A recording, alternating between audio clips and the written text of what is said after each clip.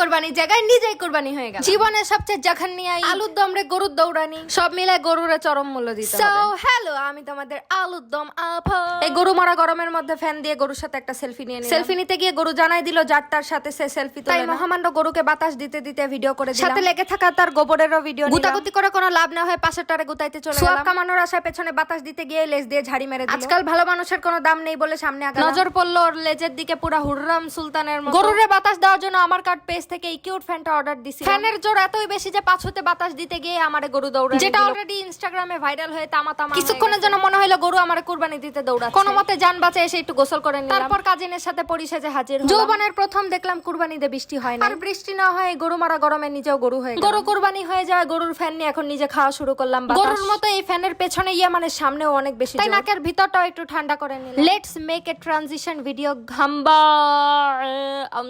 খাতি খাতি চাবাতি চাবাতি ছিড়তি ছিড়তি দাঁত খুলে পড়ে যাচ্ছিল। খাওয়া দাওয়া শেষ, সোনার বাংলাদেশ বলে বিছানা একটা ঝাঁপ। তারপর শুয়ে শুয়ে মাংস ভাগাভাগি দেখতেছিলাম। আক্কাসের কলিজা ঝাক্কাসের ভুঁড়ি, এই তো দেখতে দেখতে আমার ইচ্ছে শেষ হয়ে গেল। ফলো দেওয়ার দরকার নাই, কালকে আবার আইসো বাই।